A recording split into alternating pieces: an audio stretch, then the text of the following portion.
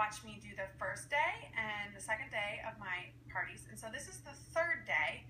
And I will tell you again, as lovingly as I can, because it does break my heart to say this, but I'm not adding anyone to my parties or to my trainings. And that is out of respect for my customers and my hostesses and my team.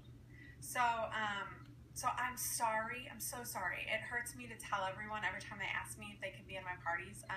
It's just a decision that after talking to some people that I respect and my team, that's just what I need to do to protect my business and to protect my team and my customers and hostesses. But all of my videos are on YouTube, and I'm going to go through my party script with you on Periscope. So thank you for understanding that decision. It really does mean a lot to me because I feel like it comes across as being selfish, and it's really not my heart in it at all. So, okay, so day 3, I do a post that's kind of like a frequently asked questions post, and I just do a bullet point of things that most people are thinking. And so I just say, a lot of people have these questions about the mascara, kind of, and I say they're not false lashes, they're $29, lasts for 3 months, it removes easily, and it's perfectly safe for contact lens wearers. And then I have like an amazing lash picture of myself on there.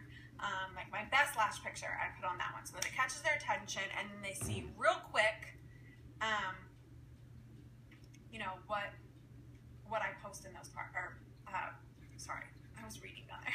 Then they see real quick just answers to frequently asked questions. So that's my first post of the day. And then my next one is a post of one of my friends who's actually a presenter. It's actually my sponsor, but they don't necessarily need to know that part, right? She has beautiful lashes, and she wore a different makeup company, a different brand. It was actually Merle Norman. She wore it for 20 years, and when she found Younique, she switched over. So I want to hit those ladies that think they can't switch brands because they've been using them for 20 plus years, that there are people out there that have been loyal to a brand that have switched completely over to Younique. And in Natalie's case, it was not only did she switch completely over to Younique, but she started selling Younique. She loved it so much. So that's another issue that I hit. It's like, well, I'm really loyal to this brand. Well, guess what? So was Natalie for 20 years and she switched over. That's going to speak to like your Mary Kay girls. It's going to speak to your L'Oreal and to your Urban Decay, to your MAC girls, to your Bare Minerals. So whoever it is, if you have someone on your team, ask around because you want to be honest, remember, because you're being genuine. Former Merle girl, yep. And Merle's awesome. Nothing wrong with that. It's just that she found that she liked Younique as well, if not better, and the price was even better.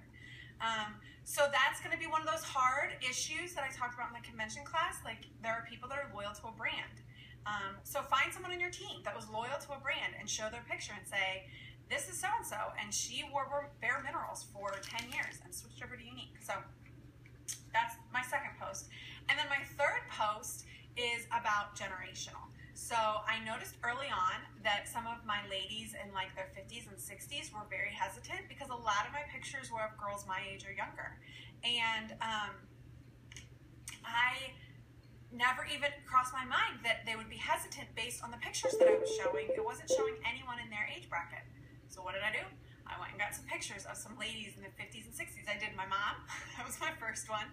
My aunt. And then I used some of my friends' moms. And I call it out there. I know some of you are probably thinking, is this for a younger generation? Well, you tell me, how great does Chris look? And I have this amazing picture of Chris who's in her 60s. And she looks fabulous. So I want to make sure that I'm not excluding different groups of people, different generations. Yesterday we talked about how I hit the young mom audience with time management and being able to do time. On my third day, I actually don't have a video on that. It's one of my few days. I think it's the only day I don't have a video. And I actually looked at that today and I was like, I actually don't have a video on the third day. And that's because I have several days coming up where I have 2 videos. But girls, listen, this is not a hard and fast rule. I don't want you to do it just like me. Okay, you don't have to do it just like me. This is what I tell my team. Like, use this as a guide, use this to spur you on, to be creative, but you don't have to do it just like me. If you do it just like me, you're gonna lose the creativity in it because it's, you're doing it just like me. So, okay, what questions can I answer for you?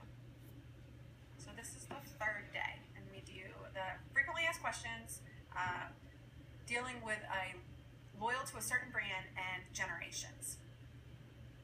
Any other questions I can answer for you? I know that I had someone send me a question today about Video Shop, which is the app that I use to create my videos. And okay.